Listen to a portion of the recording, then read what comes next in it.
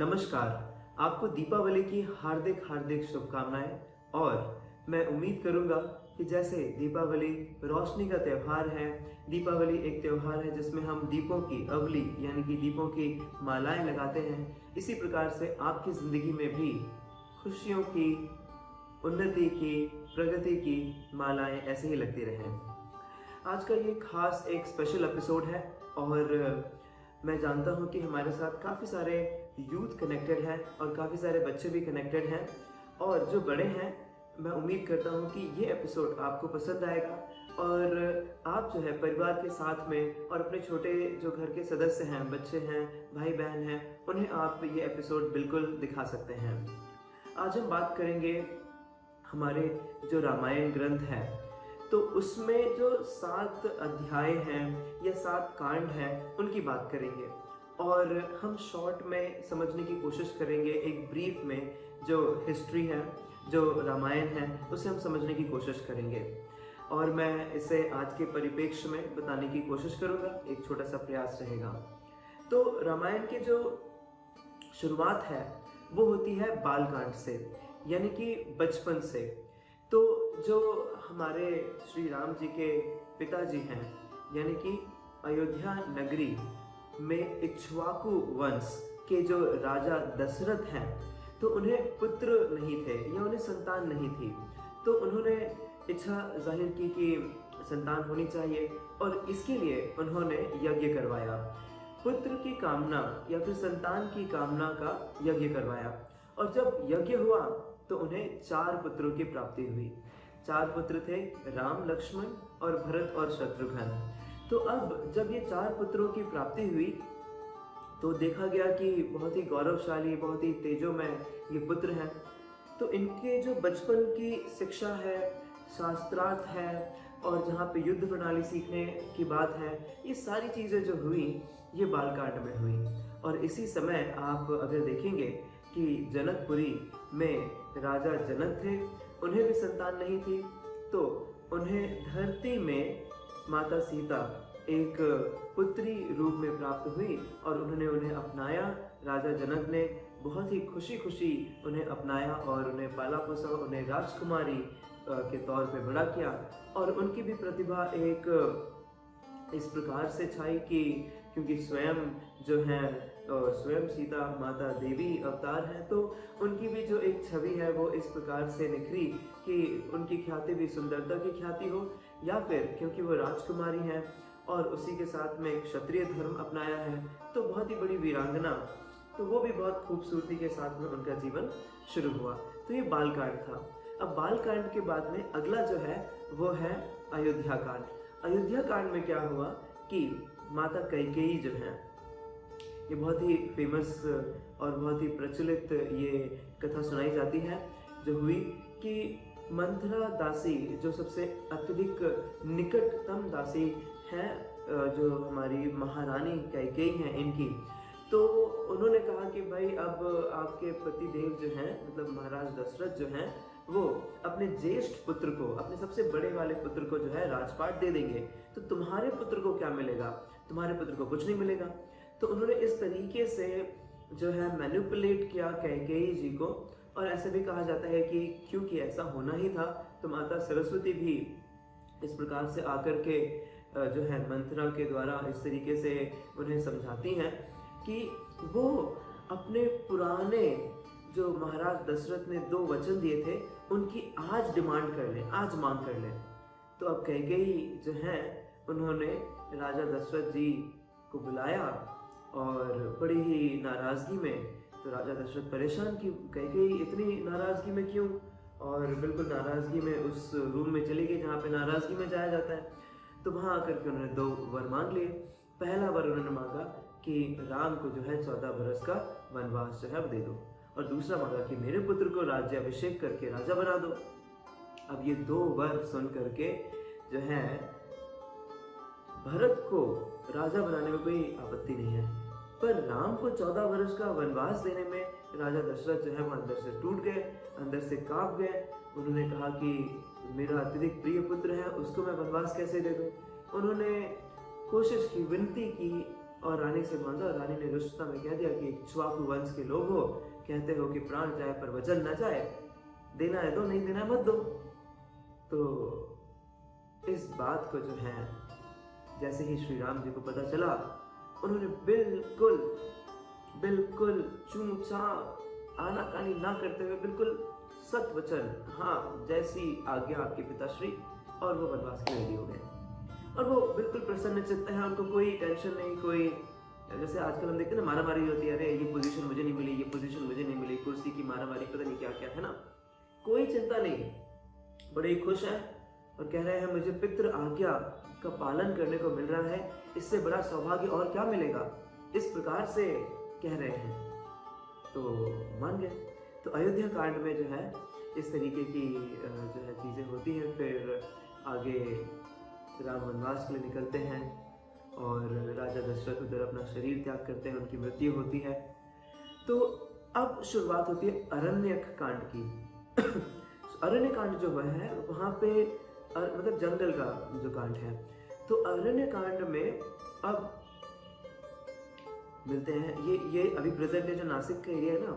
अयोध्या कांड में क्या हुआ, वनवास हुआ तो वो चित्रकूट आके रहे। चित्रकूट आके रहे तो चित्रकूट कहाँ पे है, एमपी यूपी के मिडिल बीच में पड़ता है चित्रकूट, वहाँ पे रहे करीब 11 साल 11 महीने वहीं रहे 14 में से।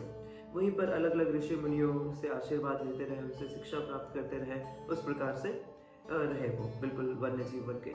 पर उसके बाद जो है वो थोड़ा आगे बढ़े और पहुंचे नासिक की तरफ, ओके, जहाँ पे वो पर्णकुटी उसका जिक्र आता है, वहाँ पहुंचे। और यहाँ पर पहुंच करके अब शूर्पणखा से उनकी मुलाकात हुई। शूर्पणखा पहले से सताई हुई। शूर्पणखा के जो हस्बैंड है, पतिदेव है, उनको रावण उनके अपने ही भाई ने किसी कारणवश मार दिया था। अब शूर्पणखा ने देखा कि ये बड़े ही तेजस्वी राजकुमार लगते हैं या तेजस्वी पुरुष लगते हैं, तो पहले तो लक्ष्मण से जो है देखा और उस पर एक मोहित हो गई कि भाई इतने तेजस्वी पुरुष। तो शूर्पणखा ने प्रपोज किया कि भाई मैं आपसे शादी करना चाहती हूँ। लक्ष्मण ने कहा मैं छोटा हूँ, ये भैया है, इनसे बात कर लीजिए। भैया भैया बोलते हैं, भाई मैं तो शादीशुदा हूँ, मैं तो कर नहीं सकता। तो कहीं कहीं जिक्र आता है कि थोड़ा खेल रहे थे वहाँ पर। और खेल क्या रहे थे, उकसा रहे थे कि ये जो एक स्त्री हमारे सामने आई है, वास्तव में ये स्त्री है या कोई और है। तो उकसा रहे थे कि वो अपने ओरिजिनल स्वरूप में आ जाए। तो शूर्पणखा को गुस्सा आया, वो अपने वास्तविक रूप में आकर के जो भेष बना रखा था उतारा, मुखौटे उतारे और अपने सही रूप में आकर के सामने से क्रोधित होकर के बोलती मैं तुम्हें दंड दिलवाऊंगी। और वो जो है सीता माता को जो है एक उनकी तरफ अटैक कर दिया। और अटैक करने के टाइम पे लक्ष्मण जी को क्या था, अपनी एक निकाली तलवार और उनकी नाक काट दी। तो फिर चाकू निकाला, तलवार निकाली, मतलब नाक काट दी उनकी। अब शूर्पणखा नाक कट गई। नाक कट गई तो ये तो नाक तो आज भी हमारी इज्जत होती है, अपनी नाक बचा के रखो ऐसा कहते हैं। वो बिल्कुल तिल मिलाती हुई परेशान होकर के गई अपने भाई के पास में, बोली ऐसा ऐसा। वहाँ थोड़ा झूठ झूठ बोल दिया कि उन्होंने परेशान किया, मुझे ऐसा किया। अब शूर्पणखा का इंटेंशन था कि रावण आए तो या तो ऐसा हो गया इतने तेजस्वी हैं, ये रावण को पराजित कर देंगे, मार देंगे, तो बदला लेगा था शूर्पणखा को। पर रावण ने क्या किया, उल्टा ही। रावण ने खुद तो गया नहीं, है ना, उन्होंने मारीच को भेजा। और मारीच को भेज करके उन्होंने देखा, क्योंकि खरदूषण को भेजा, खरदूषण का वध हो गया। फिर मारीच को भेजा। मारीच को जब भेजा तो उस समय उन्होंने सीता हरण किया, रावण ने सीता हरण किया। तो ये सारी चीजें कब हुई, ये सब चीजें अरण्य कांड में हुई। अब राम जी और लक्ष्मण जी अब अकेले, सीता जी का ये हरण करके ले गया रावण जो है। अब शुरू होता है किष्किंधा कांड। किष्किंधा कांड, किष्किंधा जहाँ पे सुग्रीव है, वाली है, हनुमान है। तो अब यहाँ पर जो है चलते चलते, अब ये कहाँ पे, ये साउथ में कर्नाटका साइड में हम्पी जहाँ पर ना, वहाँ पे ये एरिया है किष्किंधा और ये सारी चीज़ें जो वहाँ पे चले गए। वहाँ पे हनुमान जी से भेंट हुई। हनुमान जी पहले सबरी माता से भेंट हुई। सबरी माता ने कहा एक्चुअली कि आप जो है बाली से मदद मांग लो, बाली के पास पूरी सेना है, बाली हेल्प करेंगे। और बाली हेल्प करते भी। वहाँ समझ आया कि बाली ने बिना कुछ समझे हुए जो है सुग्रीव पे अत्याचार किया। सुग्रीव की भी थोड़ी बहुत चूक थी, ऐसा नहीं चूक नहीं थी, पर सुग्रीव ने डर के और अपनी प्रजा की रक्षा के लिए जो है एक युद्ध में सुग्रीव को लगा कि बाली मारा गया और जो राक्षस है या जो अपोजिशन में लड़ने वाला है वो जिंदा है, तो तो सुग्रीव ने क्या किया था, जिस जगह वो लड़ रहे थे उस गुफा में एक पत्थर रख दिया जिसे बाहर ना आ सके। ये किया सुग्रीव ने। तो बाली को गलतफहमी हो गई कि सुग्रीव ने क्या किया, धोखा दिया और उसने राज्य हड़प कर लिया, ऐसा बाली को कंफ्यूजन हो गया। तो बिना कुछ जाने बुझे उसने क्या किया, सुग्रीव को लताड़ करके बिल्कुल लाते मार करके निकाला बाहर और देश निकाला कर दिया। दूसरी गलती की, सुग्रीव की वाइफ को अपनी वाइफ बना लिया। तो एक राजा का कर्तव्य होता है सोच समझ के ही आगे बढ़ना। अगर आप वापस आए हैं तो आप एज ए राजा एक्ट कर सकते थे, पर सोच समझ के, न्याय करके। तो अब हनुमान जी ने श्री राम और लक्ष्मण जी की भेंट कराई सुग्रीव जी से, और सुग्रीव जी से भेंट करा करके पूरी कहानी पता चली। यहाँ पे बाली का वध हुआ और उसके बाद सुग्रीव को राज्य सौंपा गया। अब सुग्रीव ने वचन दे दिया था कि मैं आपकी पूरी मदद करूंगा, मुझे राज्य दिला दीजिए। राज्य मिल गया, सुग्रीव अपने आनंद में राज भोग कर रहे हैं, बिल्कुल आनंद कर रहे हैं। ये जो है बाली की जो धर्मपत्नी थी, उन्होंने लक्ष्मण तक बात पहुंचाई। अब लक्ष्मण जी ने कहा, भाई सुग्रीव, हेल्प करनी है करो, नहीं तो आपका वानर साम्राज्य को खत्म करने में हमें देर नहीं लगेगी। सीधा उन्होंने कहा, वचन आपका, हमारा वचन एज ए मित्र हमने पूरा किया, अब आपका वचन आप पूरा करो। तुरंत उन्होंने क्षमा मांगी और सबको चारों दिशाओं में भेज दिया।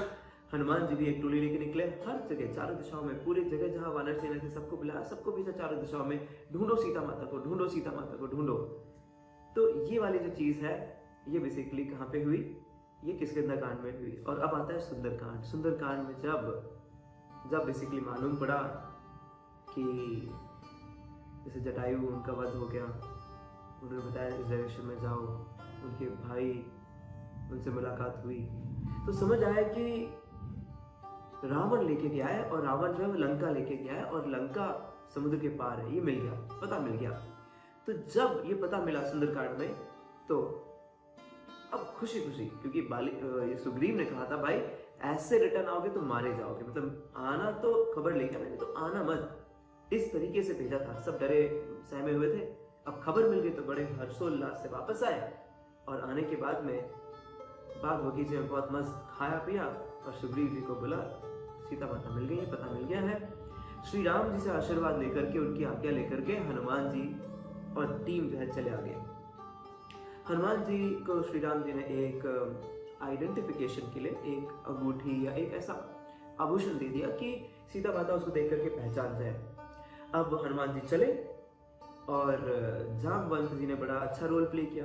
जिस तरीके से हनुमान जी अपनी सारी शक्तियों को भूल चुके थे, उन्होंने जगाया, बताया कि भाई तू एक छलांग में समुद्र लांग कर सकता है, इतना तेरे अंदर पावर है।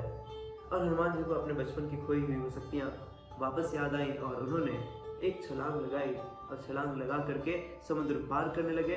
समुद्र पार किया, वहाँ राक्षस नहीं मिली, उसको भी उसकी बातों को भी माना, जीता, उसके अंदर जाकर के वापस निकल करके फिर आगे बढ़े, लंका पहुंचे। लंका में ढूंढा, विभीषण के साथ मुलाकात हुई। विभीषण ने बताया कि अशोक वाटिका में है, अशोक वाटिका में बंदर का एक छोटा सा रूप लेकर के अंदर गए।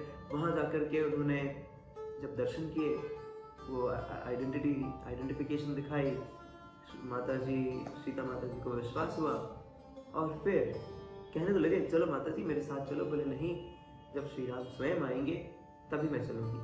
तो वो रुकी नहीं वहाँ पे, उन्होंने आशीर्वाद लिया और कहा मुझे भूख लगे, कुछ खा लूँ। इस तरीके से पूरी अशोक वाटिका में उन्होंने एक फल, दो फल और पूरी उधम मचा दी। और वहाँ पे जो संतरी थे, जो वहाँ राक्षस संतरी थे, वो आए, उन्होंने कंट्रोल करने की कोशिश की, उनको मार करके बेहोश कर दिया, गिरा डाला उन्हें।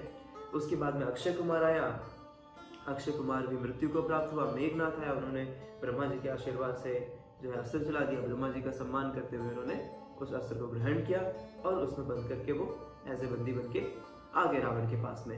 अब ये भी रीजन था एक बार रावण से मिलने।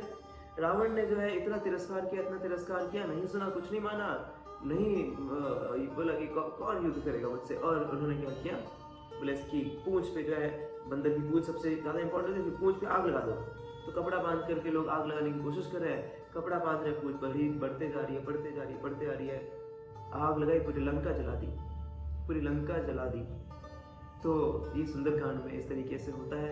और इसके बाद में सुंदरकांड में ही आगे सेतु निर्माण होता है। सेतु निर्माण होने के साथ शुरुआत होती है युद्ध कांड की। अब हो रहा है आगमन, श्री राम जी का और लक्ष्मण जी का आगमन हो रहा है। और इसमें क्या हो रहा है, इसमें राम रावण युद्ध हुआ, सीता मिलन हुआ। जब सीता का मिलन हुआ उस समय पर आपने देखा कि अग्नि परीक्षा होती है। अग्नि परीक्षा हो करके फिर ये वापस लौटते हैं पुष्पक विमान से ही। इनके साथ हनुमान जी भी, इनके साथ सुग्रीव भी, और इनके साथ अब लंका नरेश जो है वो होते हैं विभीषण, वो भी इनके राज्याभिषेक में आते हैं। राम राज्य की शुरुआत होती है। और जब राम राज्य की शुरुआत होती है, अब इसके बाद आता है उत्तरकांड। उत्तरकांड में क्या होता है, जब लोगों ने सुना, आम जनता ने, कि सीता माता की तो अग्नि परीक्षा हुई थी, तो खुश कानाफूसी में कहे हमने तो देखी नहीं, हमने नहीं देखी, डिमांड करने लगे, अविश्वास करने लगे। अब इसी बीच जब श्री राम जी तक ये बात पहुंची, अब उन्होंने सीता माता का त्याग कर दिया, रातों रात त्याग कर दिया। जब सीता माता का त्याग कर दिया, अब सीता माता जी को शरण दी जंगलों में वाल्मीकि ऋषि जी ने। वहां पर लव कुश का जन्म हुआ।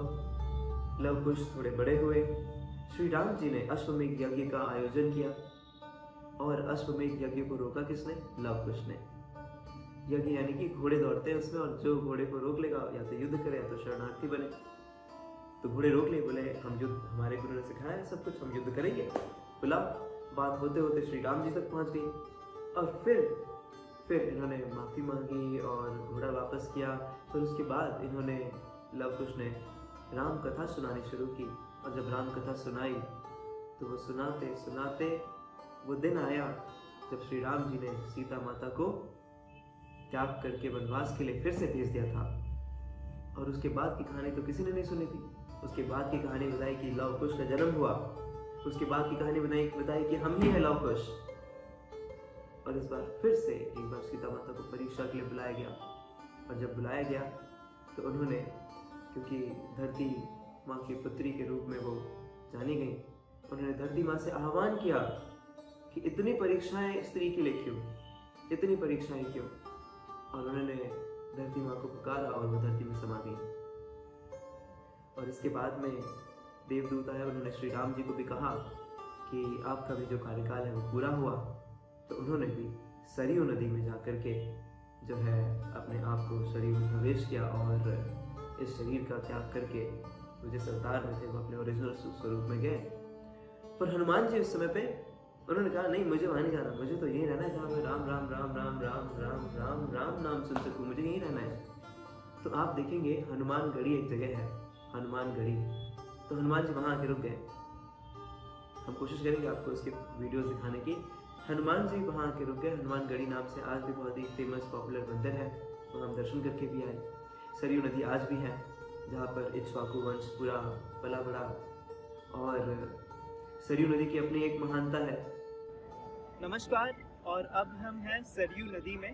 सरयू नदी के तट में है बेसिकली, और इसका जो इम्पोर्टेंस है आप अगर देखेंगे तो तत्काल मतलब करंट अगर आप देखेंगे करंट इस समय पर, तो दीपोत्सव जो होता है आपने देखा होगा, जब भी दीपावली मनाई जाती है तो उस समय पर यहाँ पर सबसे ज़्यादा दीपों के साथ में पूरी लड़ियाँ लगाई जाती हैं।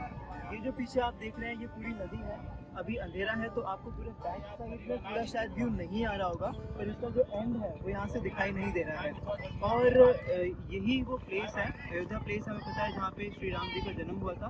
पर एक इम्पॉर्टेंट जो चीज़ है, जब अंत समय था, मतलब उनके इस नश्वर शरीर को त्यागने का जो अंत समय था, उस समय पे क्या किया था, एक छोटी सी मीटिंग चल रही थी, और उस मीटिंग में कॉन्फिडेंशियल मीटिंग थी जो श्री राम जी और यमराज के बीच में चल रही थी। और उसको बाहर से जो पहरा दे रहे थे वो थे लक्ष्मण जी। तो लक्ष्मण जी का इंस्ट्रक्शन था कि किसी को अंदर नहीं आने देना है। अब यहाँ पे हुआ क्या, यहाँ पे बेसिकली परशुराम जी आ गए, ठीक है। अब परशुराम जी आप जानते हैं कितने क्रोधित हैं और हमेशा उग्र स्वभाव में रहते हैं। तो वहाँ पे रूल क्या था कि अगर किसी को भी अंदर आने दिया तो लक्ष्मण जी को मृत्यु दंड होगा, ओके। तो अब परशुराम जी बहुत क्रोधित हो गए कि मुझे अलाउ नहीं कर रहे। अब लक्ष्मण जी दुविधा में कि क्या करें। परशुराम जी ने बोल दिया कि भाई मैं श्राप दे दूंगा श्री राम जी को। तो अब इसमें हुआ क्या कि लक्ष्मण जी ने बोला कि उनको श्राप देने से अच्छा है कि मैं ही मृत्युदंड स्वीकार करूं और मैं ही अंदर जाके जो है रूल तोड़ दूंगा, मैं अंदर चले जाऊंगा, मैं पूछूंगा। तो जैसे ही वो अंदर गए तो ये कॉन्फिडेंशियल मीटिंग थी, तो वहाँ पे कॉन्फिडेंशियलिटी ब्रीच हो गई। तो क्या हुआ, यमराज तुरंत चले गए वहाँ से। श्री राम जी क्रोधित हो गए और बेसिकली दुखी भी हुए, क्रोधित भी हुए, क्योंकि अब मृत्युदंड होगा उनको। तो ये एक जो कहानी यानी कि ये जो हिस्ट्री है हमारी, तो ये एक एंड समय था जब यमराज जो है श्री राम जी से डिस्कस कर रहे थे कि अब आपके जो आने का मकसद था वो पूरा हो चुका है। और इसी के बाद श्री राम जी ने इसी नदी में आकर के अपने नश्वर शरीर का त्याग किया था। तो ये इसकी इम्पोर्टेंस है। और उनके साथ कई सारे जो भक्त थे, जो उनके फॉलोअर्स थे, उन्होंने भी उनसे परमिशन लेके स्वेच्छा से इसी स्थान पर देह त्याग किया था, स्वेच्छा से। This is the importance of this particular river. तो ये थे 7 कांड जो मैंने बताया, 7 चैप्टर्स थे। अब कुछ मुख्य चीज़ों पे और बात कर लेते हैं। सरयू नदी अपने आप में ही एक जहाँ भारत में देखें तो नदी को माँ का दर्जा दिया जाता है, एक सांस्कृतिक धरोहर के रूप में नदी होती है। सरयू नदी को जो है कहते हैं कि ये नेत्रजा है, मतलब भगवान विष्णु के नेत्रों के द्वारा इनका जन्म हुआ है। सरयू नदी को ही कहते हैं ये भगवान के चरणों को धोते हुए निकली। तो इनकी बड़ी ही पराकाष्ठा है, बड़ी ही महानता है सरयू नदी की अपनी ही।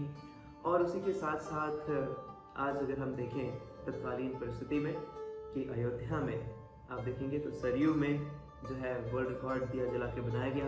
और उसी के साथ साथ राम जन्मभूमि अयोध्या में हम देख रहे हैं एक भव्य मंदिर का भी निर्माण हो रहा है, और जहाँ पर जो है रामलला की प्राण स्थापना होगी। तो ये सब चीज़ें होते हुए यही एक इच्छा है, और शायद ये सही भी है, कि जिसको हम राम राज्य कहते हैं, जिन क्वालिटीज़ को हमने देखा श्री राम जी के अंदर, हम इस दिवाली उन क्वालिटीज़ को सुने, उन क्वालिटीज़ को समझें। और जब सुनेंगे समझेंगे तो मेरा विश्वास है कि धीरे धीरे अंदर से ही हमारे अंदर वो क्वालिटीज़ डेवलप होना शुरू होंगी, पनपना शुरू होंगी, और उसमें चलना शुरू करें। मर्यादा पुरुषोत्तम के नाम से जाने गए, धीर पुरुष के नाम से जाने गए, बहुत ही वीर शौर्यवान जाने गए। एक लिमिट के बाद जो है किस तरीके से क्रोध को भी इस्तेमाल करना है, किस तरीके से अस्त्र शस्त्र को भी इस्तेमाल करना है, कैसे शास्त्रों को इस्तेमाल करना है, इन सब के लिए जाने गए। तो हम भी एक एक करके इन क्वालिटीज़ को समझें और इन पर चलने का प्रयास करें। एक बार फिर से आप सभी को बहुत बहुत शुभकामनाएं दिवाली की, और जगमगाते रहें आपके जीवन, और आपके जीवन से औरों के जीवन भी खुशहाल होते चले जाएं। नमस्कार, धन्यवाद, जय श्री राम।